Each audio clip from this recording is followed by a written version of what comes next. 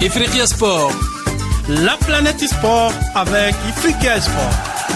Votre magazine continental qui traite le sport sur tous les terrains et dans toutes ses dimensions. L'Afrique et le sport ne font qu'un.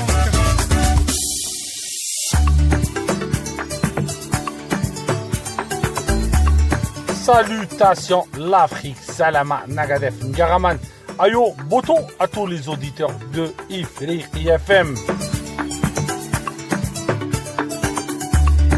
Vous êtes les bienvenus mes sœurs et frères africains dans notre émission Ifriqiya Sport. Ifriqiya Sport, votre rendez-vous hebdomadaire consacré à des sujets en relation avec le sport africain. On a parlé cette année du football, on a parlé du handball, on a parlé du volleyball, mais cette fois-ci un sport exceptionnel. C'est pas la lutte traditionnelle, on l'a déjà fait plusieurs fois dans notre émission. Cette fois-ci, on va poser l'encre dans un sport très très apprécié par la jeunesse africaine et la jeunesse internationale. Mes amis, le MMA, art martial, qui est en train de conquérir l'Afrique. L'Afrique, c'est une terre de combattants. Le MMA, c'est un sport où plusieurs disciplines ont fusionné pour avoir ce sport de combat, ce noble sport. Et le MMA, il est très très apprécié en Afrique. On a cherché à avoir un Africain avec nous, on l'a obtenu. On voit avec nous Abdel Khaznadji, entraîneur, fondateur du Grand Prix de MMA GP. Il a organisé plusieurs combats à travers le monde. Il est coach, président, manager chez Fight Sport Management.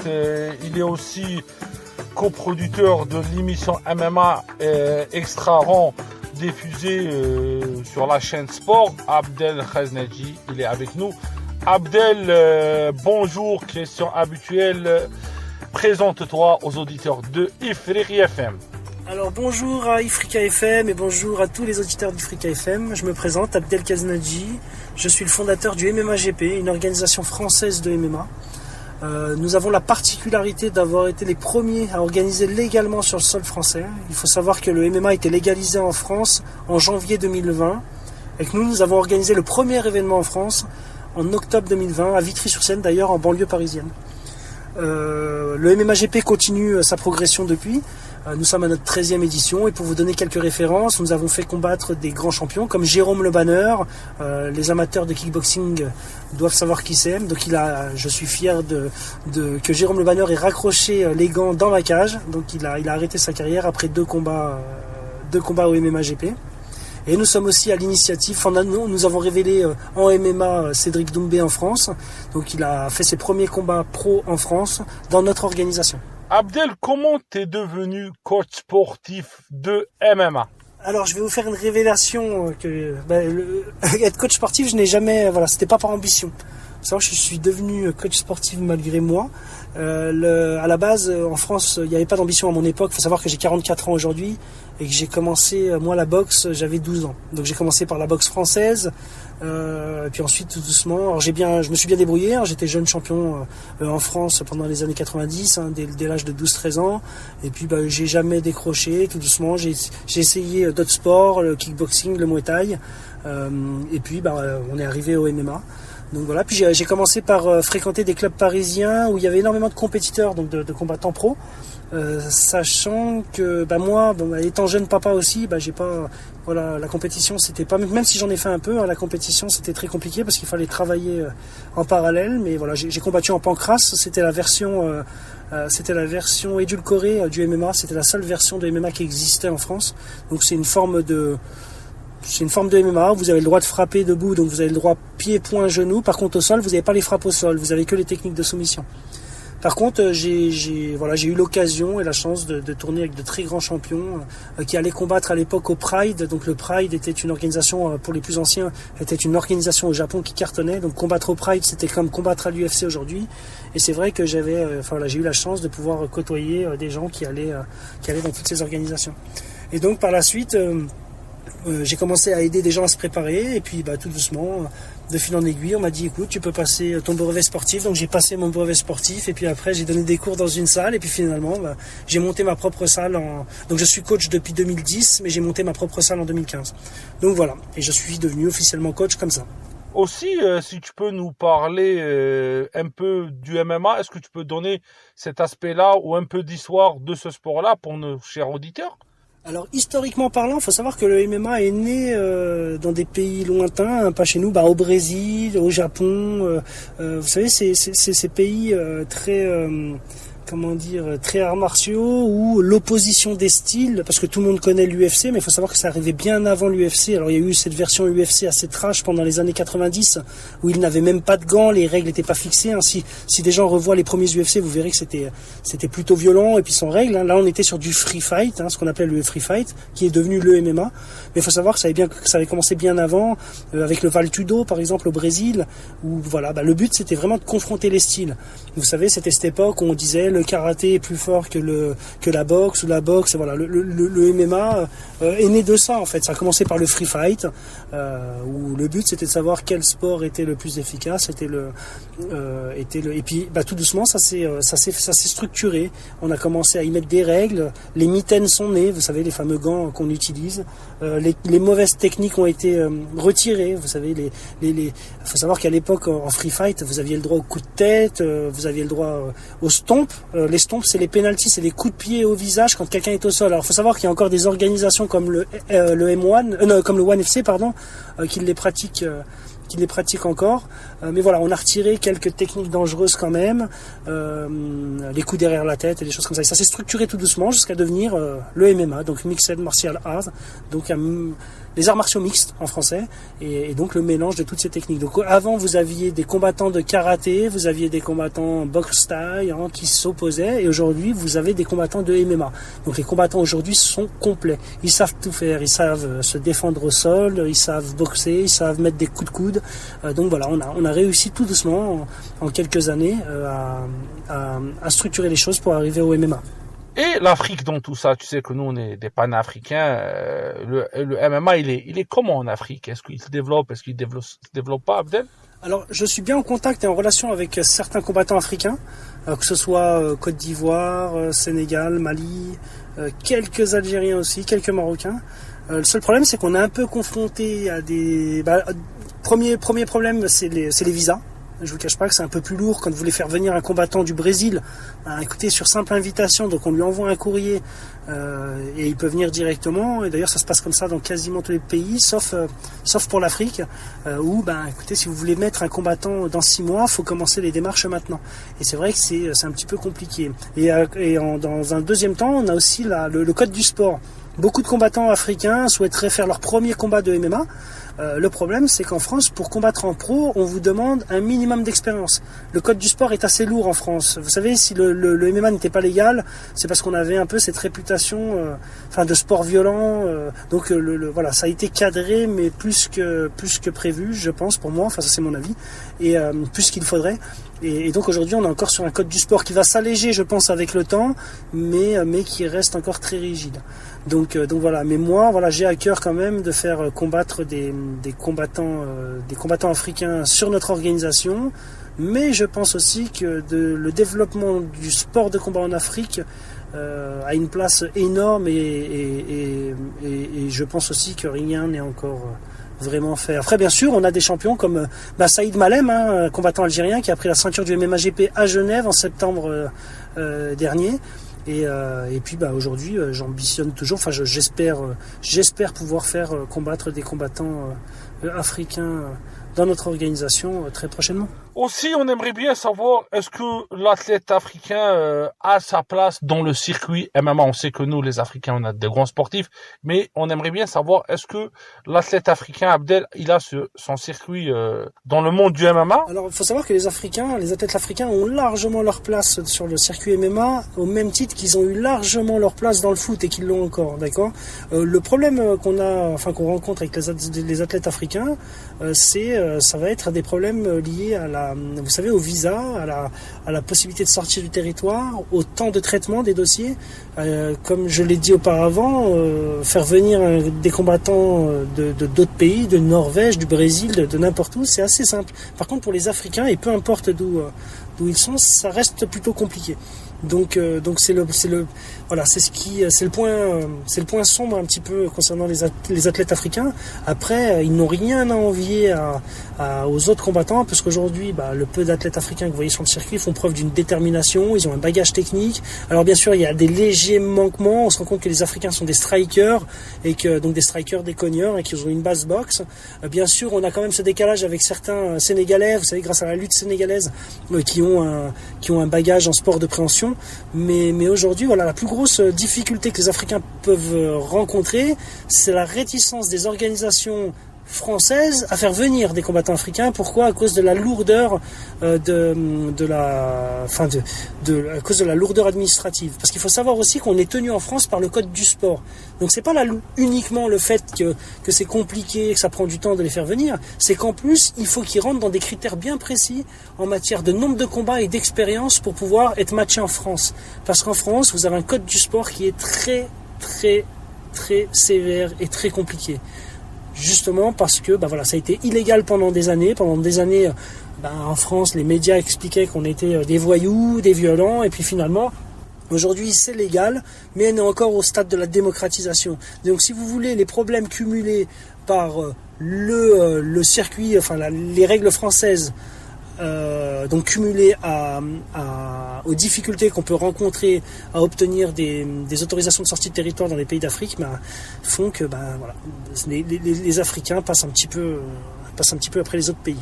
Aussi, je voulais savoir pourquoi on voit pas beaucoup d'athlètes africains sur l'international. Je suis un peu le MMA beaucoup sur les réseaux sociaux, mais on voit pas beaucoup d'athlètes africains sur l'international.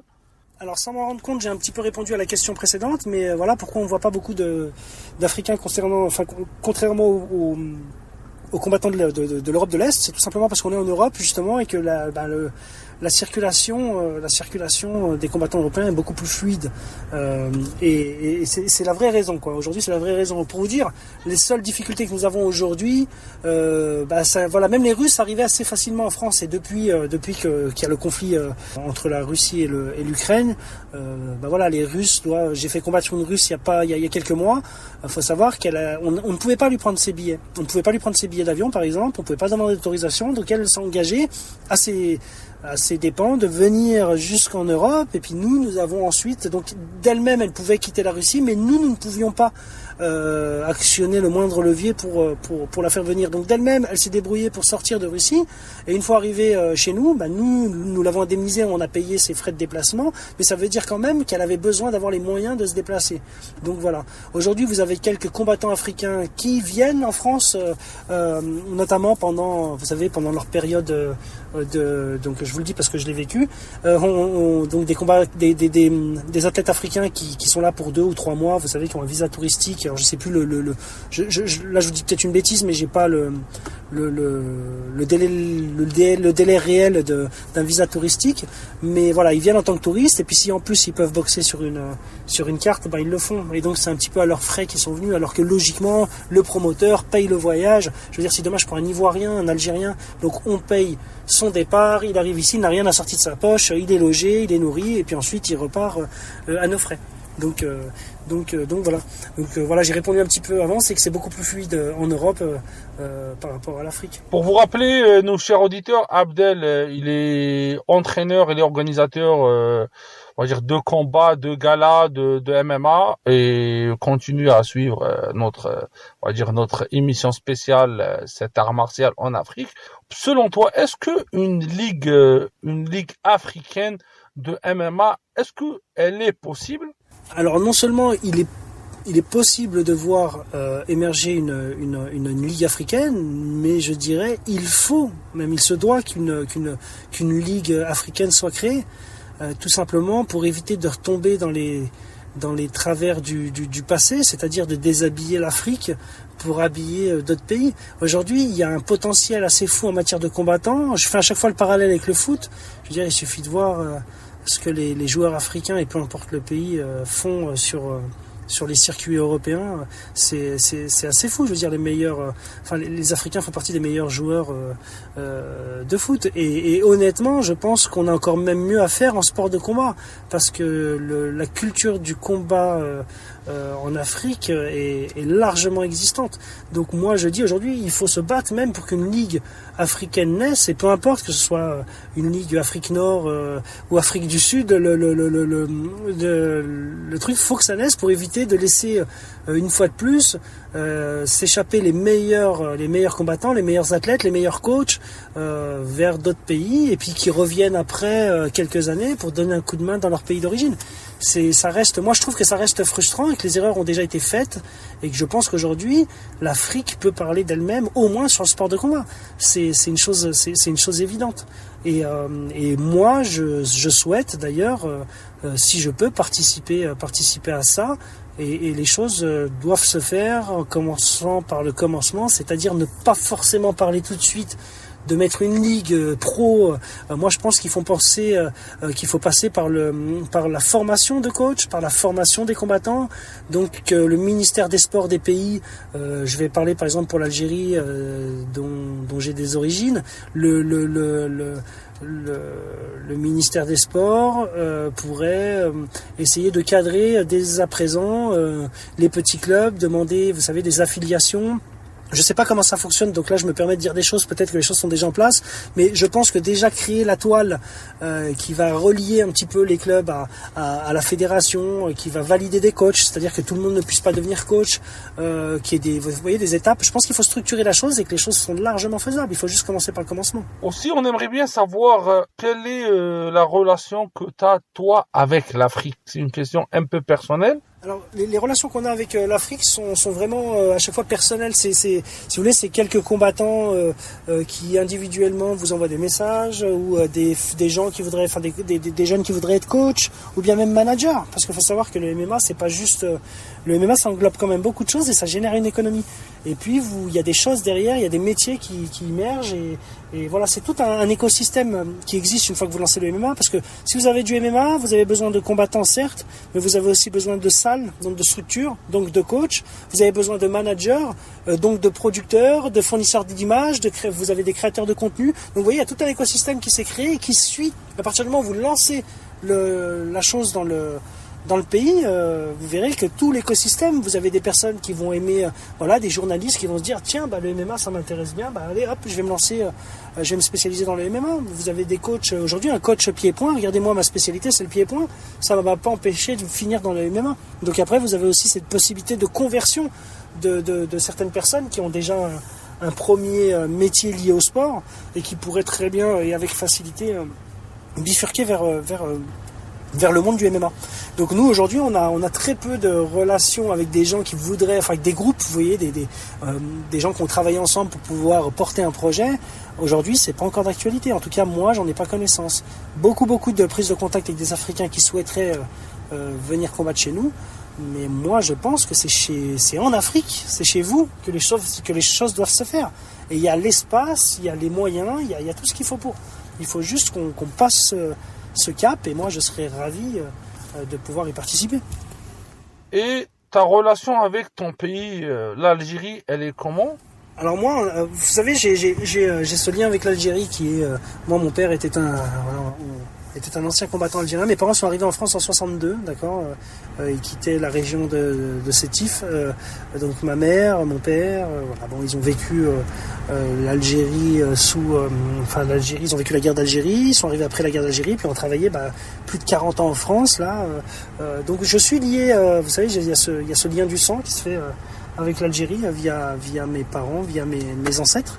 Et c'est vrai que l'Algérie est un endroit où je rêve. Alors, pour être franc avec vous, il faut savoir que le sport de combat, moi, m'a sauvé de plein de choses. C'est-à-dire que j'étais un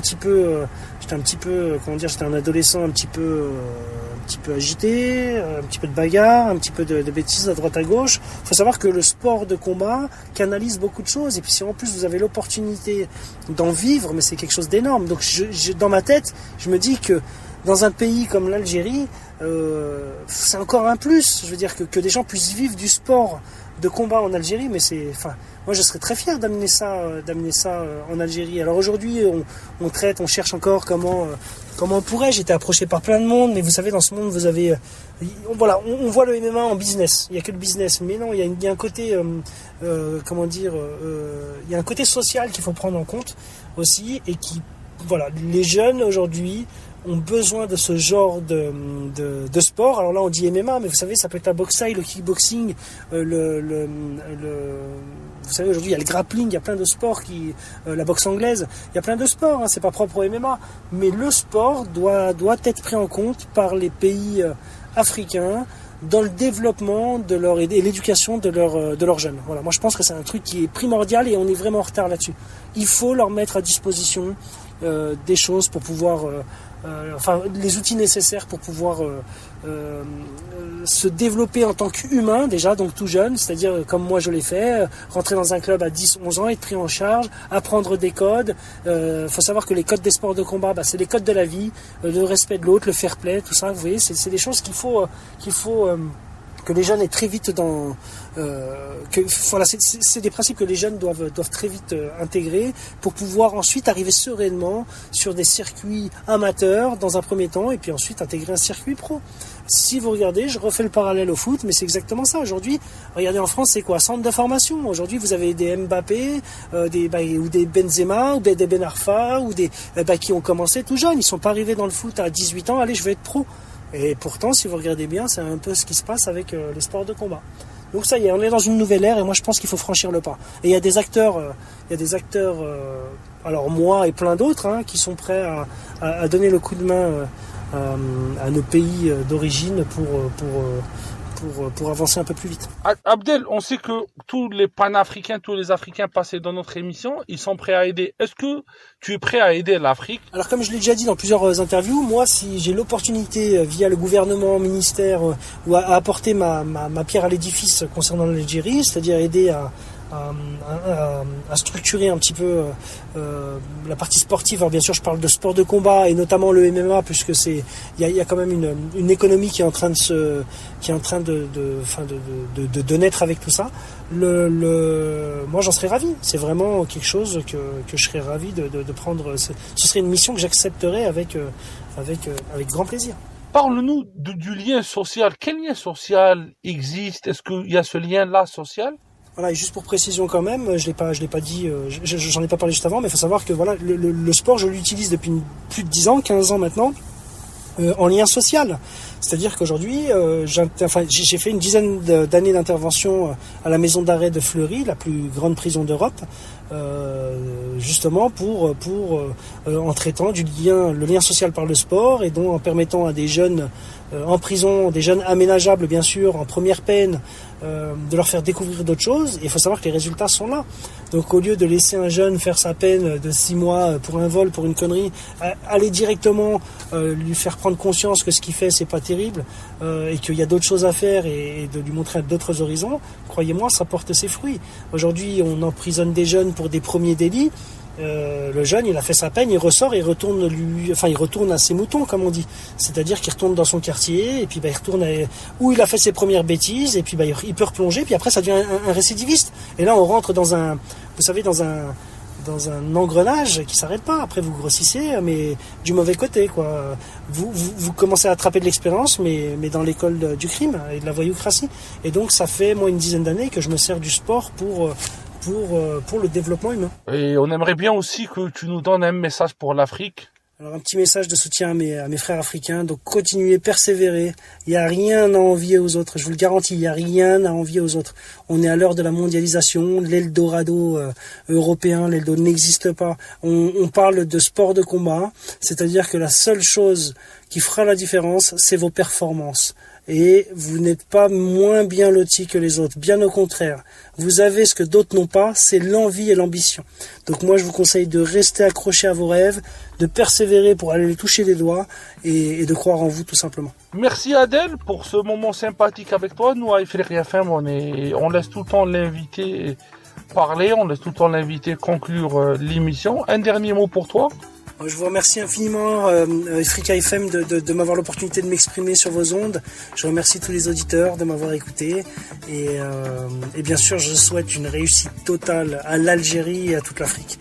Donc voilà, si en plus je peux y participer, croyez-moi, je le ferai.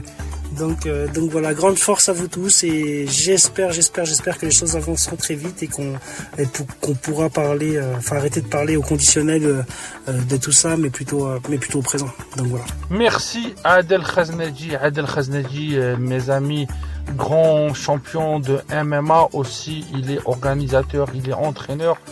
Au début de l'émission, j'ai pas voulu trop parler de l'aspect historique du MMA en Afrique. Le MMA en Afrique, il est rentré dans les années 90. Beaucoup d'athlètes du Nigeria, de l'Afrique de l'Ouest, de l'Afrique du Nord, beaucoup d'athlètes issus de l'immigration, ils ont excellé dans ce sport-là. On les salue, tout le monde. Aussi, un clin d'œil à un de nos fidèles auditeurs. J'ai reçu un message de sa part. Je l'ai rencontré, je voulais vraiment le saluer. Et ce message-là est pour lui, il va se reconnaître. La semaine prochaine, je vais lui faire son dédicace, mais je vais la faire cette semaine. Pour la dédicace, elle est pour Edem Kidida, fan de Ifriqiya Sport. On te salue, Edem. Et le proverbe, il faut pas oublier ses origines. Quand on est africain, il faut pas oublier ses origines. Ça, c'est un proverbe africain. Il se dit un peu dans toute l'Afrique. Alors, à la semaine prochaine pour un autre numéro de Ifriqiya Sport.